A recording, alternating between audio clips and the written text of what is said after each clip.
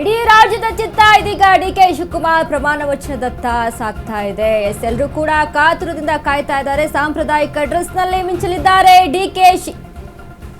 ಸಾಕಷ್ಟು ಕ್ಯೂರಿಯಾಸಿಟಿ ಇತ್ತು ಡಿಕೆ ಶಿವಕುಮಾರ್ ಹೇಗೆ ಕಾಣಿಸ್ತಾರೆ ಅಂತ. ರೇಷ್ಮೆ ಪಂಚೆ, ಶೆಲ್ಲೆ, ಜುಬ್ಬ ಧರಿಸಲಿರುವಂತಹ ಡಿಕೆ ಶಿವಕುಮಾರ್ ಪಟ್ಟಾಭಿಷೇಕದ ಬಳಿಕ ಡಿಕೆ ಶಿವಕುಮಾರ್ ಗಡ್ಡಕ್ಕೆ ಮುಕ್ತಿ ಸಿಗುತ್ತಾ?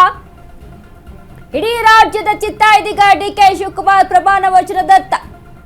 ಡಿಕೆ ಶಿವಕುಮಾರ್ ಯಾವ ಗೆಟಪ್ ನಲ್ಲಿ ಕಾಣಿಸ್ತಾರೆ, ಯಾವ ರೀತಿಯಾಗಿ ಕಾಣಿಸ್ತಾರೆ ಅನ್ನುವಂತ ನಿಟ್ಟಿನಲ್ಲಿ ಜನಕ್ಕೆ ಸಾಕಷ್ಟು ಕ್ಯೂರಿಯಾಸಿಟಿ ಇದೆ, ಕುತೂಹಲ ಇದೆ. ಅವರ ಬೆಂಬಲಿಗರು, ಅವರ ಅಭಿಮಾನಿಗಳು ಕೂಡ ಕಾಯ್ತಾ ಇದ್ದಾರೆ.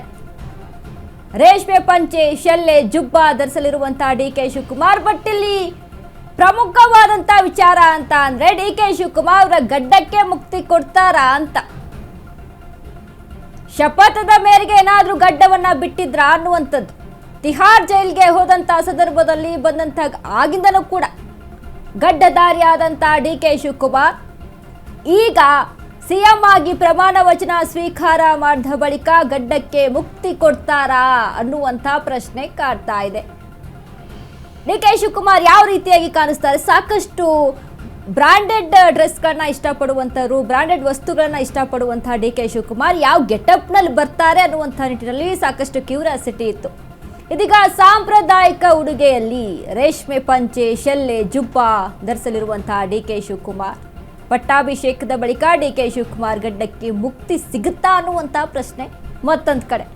ನೋಡಿ, ಬೆಳಗ್ಗೆಯಿಂದ ಕೂಡ ಡಿಕೆ ಶಿವಕುಮಾರ್ ಇಷ್ಟೆಲ್ಲ ಆಕ್ಟಿವ್ ಆಗಿ ಓಡಾಡ್ತಾ ಇದ್ದಾರೆ ಅಂತ ಅಂದರೆ ಒಂದು ಕಡೆ ಯಡಿಯೂರಪ್ಪ ಅವರ ಭೇಟಿ ಆಗುತ್ತೆ, ಮತ್ತೊಂದು ಕಡೆ ದೇವೇಗೌಡರ ಅವರ ಭೇಟಿ ಆಗುತ್ತೆ. ಅದ್ರ ಜೊತೆಗೆ ಸಿದ್ದರಾಮಯ್ಯ ಅವರ ಕಾವೇರಿ ನಿವಾಸಕ್ಕೂ ಕೂಡ ತೆರಳಿ ಸಿದ್ದರಾಮಯ್ಯ ಅವರಿಗೆ ಆಹ್ವಾನವನ್ನ ಕೊಡ್ತಾರೆ. ತುಂಬಾ ಆಕ್ಟಿವ್ ಆಗಿ ಓಡಾಟವನ್ನು ನಡೆಸ್ತಾ ಇರುವಂತಹ ಡಿಕೆ ಶಿವಕುಮಾರ್ ಇದೀಗ ಸಿಎಂ ಆಗಿ ಪ್ರಮಾಣ ವಚನವನ್ನ ಸ್ವೀಕಾರ ಮಾಡೋದಕ್ಕೆ ರೆಡಿ ಆಗಿ ನಿಂತಿದ್ದಾರೆ. ಪಟ್ಟಾಭಿಷೇಕ ಯಾವಾಗ ಸಿಎಂ ಆಗಿ ಪಟ್ಟಾಭಿಷೇಕ ಆಗುತ್ತೆ ಅನ್ನುವಂಥ ನಿಟ್ಟಿನಲ್ಲಿ ಡಿಕೆ ಶಿವಕುಮಾರ್ ಮಾಡಿದಂಥ ಪ್ರಯತ್ನಗಳು ಒಂದೊಂದಲ್ಲ.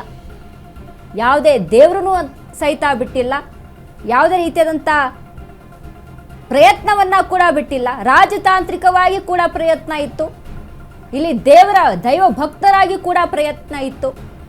ಯಾವುದಾದ್ರೂ ಟೆಂಪಲ್ ರನ್ ಮಾಡ್ತಾ ಇದ್ದಾರೆ ಡಿಕೆ ಶಿವಕುಮಾರ್ ಅಂದರೆ ಡಿಕೆ ಶಿವಕುಮಾರ್ ಮನದಲ್ಲಿ ಏನಿರುತ್ತೆ ಅನ್ನುವಂಥದ್ದನ್ನ ಜನ ಊಹೆ ಮಾಡಿಬಿಡ್ತಿದ್ರು. ಆ ಮಟ್ಟಿಗೆ ಡಿಕೆ ಶಿವಕುಮಾರ್ಗೆ ಸಿಎಂ ಪಟ್ಟಾಭಿಷೇಕದ ಗೊಂದಲ ಸಾಕಷ್ಟು ಕಾಡ್ತಾ ಇತ್ತು. ಏನಾಗುತ್ತೋ ಏನಿಲ್ವೋ, ಸಿಗುತ್ತೋ ಇಲ್ವೋ. ಯಾಕಂದರೆ 2.5 ವರ್ಷ ಅಂತ ಅಂದು 3 ವರ್ಷ ಆಗುತ್ತೆ. 3 ವರ್ಷ ಇದ್ರು ಡಿಕೆ ಶಿವಕುಮಾರ್ ಅವರ ಮುಂದಿನ ನಡೆ ಏನಾಗಿರುತ್ತೆ, ಹೈಕಮಾಂಡ್ ಏನು ನಿರ್ಧಾರ ತೆಗೆದುಕೊಳ್ಳುತ್ತೆ ಅನ್ನುವಂಥ ನಿಟ್ಟಿನಲ್ಲಿ ಗೊಂದಲ. ಕೊನೆಗೂ ಡಿಕೆ ಶಿವಕುಮಾರ್ ಸಾಂಪ್ರದಾಯಿಕ ಉಡುಗೆ ತೊಡುಗೆಯನ್ನ ತೊಟ್ಟು ಪಟ್ಟಾಭಿಷೇಕಕ್ಕೆ ರೆಡಿ ಆಗ್ತಾ ಇದ್ದಾರೆ.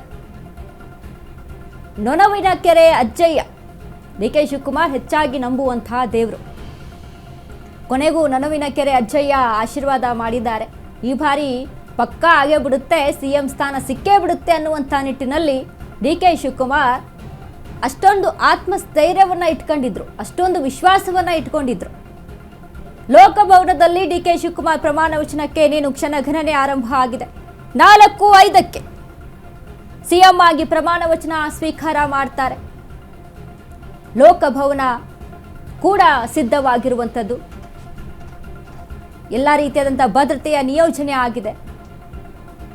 ಯಡಿಯೂರಪ್ಪ ಅವರು ಡಿಕೆ ಶಿವಕುಮಾರ್ ಅವರಿಗೆ ಮಾಲೆ ಆಗ್ತಾ ಇರುವಂಥದ್ದು, ಹೂಗುಚ್ಛ ಕೊಡ್ತಾ ಇರುವಂಥದ್ದು ನೋಡಿ. ಪಕ್ಷದಲ್ಲಿ ಈಗ ಈ ವಿಚಾರಕ್ಕೆ ಸಂಬಂಧಪಟ್ಟಂತೆ ಡಿಕೆ ಶಿವಕುಮಾರ್ ಒಂದು ಕ್ಲಾರಿಟಿ ಕೊಡ್ತಾರೆ. ಇಲ್ಲಿ ಯಾವುದೇ ರಾಜಕೀಯವನ್ನ ಹೊರತುಪಡಿಸಿ ಮಾನವೀಯತೆಯಾಗಿ ಭೇಟಿಯಾಗಿದ್ದೇವೆ ಅನ್ನುವಂಥ ಒಂದು ಕ್ಲಾರಿಫಿಕೇಶನ್ ಅನ್ನ ಕೊಡ್ತಾರೆ. ಬಟ್ ಈ ಹಿಂದೆ ಇದೇ ಯಡಿಯೂರಪ್ಪ ಅವರೇನು ಹೇಳಿರ್ತಾರೆ, ಕಾಂಗ್ರೆಸ್ನಲ್ಲಿ ಇದ್ರೆ ಡಿಕೆ ಶಿವಕುಮಾರ್ ಸಿಎಂ ಆಗಲ್ಲ ಅಂತ. ಅದನ್ನ ಸುಳ್ಳು ಮಾಡಿ ತೋರಿಸಿದ್ದೀನಿ ಅನ್ನೋದ್ರ ನಿಟ್ಟಿನಲ್ಲಿ ಯಡಿಯೂರಪ್ಪ ಅವರ ಭೇಟಿಯಾಗಿತ್ತ ಅನ್ನುವಂಥ ಪ್ರಶ್ನೆ ಇತ್ತು. ಬಟ್ ಡಿಕೆ ಶಿವಕುಮಾರ್ ಒಂದು ಕ್ಲಾರಿಟಿ ಕೊಡ್ತಾರೆ, ಮಾನವೀಯತೆ ದೃಷ್ಟಿಯಿಂದ ನಾನು ಭೇಟಿಯಾಗಿದ್ದೇನೆ. ದೇವೇಗೌಡರ ಭೇಟಿಯಾಗಿ ಅವರ ಆಶೀರ್ವಾದವನ್ನು ಕೂಡ ಪಡೆದುಕೊಂಡ್ರು ಡಿಕೆ ಶಿವಕುಮಾರ್. ಡಿಕೆ ಶಿವಕುಮಾರ್ ಅವರ ಜೊತೆಗೆ 14 ಸಚಿವರ ಪ್ರಮಾಣ ವಚನ ಇವತ್ತು. ಸೊ ಸಾಕಷ್ಟು ಕ್ಯೂರಿಯಾಸಿಟಿ, ಕುತೂಹಲ, ಹಲವಾರು ದಿನಗಳ ಜಪ ತಪ ಬೇಡಿಕೆ ಅಂತ ಹೇಳಿದ್ರು ಕೂಡ ತಪ್ಪಾಗಲ್ಲ. ಡಿಕೆ ಶಿವಕುಮಾರ್ದು ಶಪಥದ ಮೇರೆಗೆ ಸಾಕಷ್ಟು ಪ್ರಯತ್ನಗಳನ್ನು ನಡೆಸಿ ಕೊನೆಗೂ ಕೂಡ ಪಟ್ಟಾಭಿಷೇಕಕ್ಕೆ ಕ್ಷಣಗಣನೆ ಆರಂಭ ಆಗಿದೆ.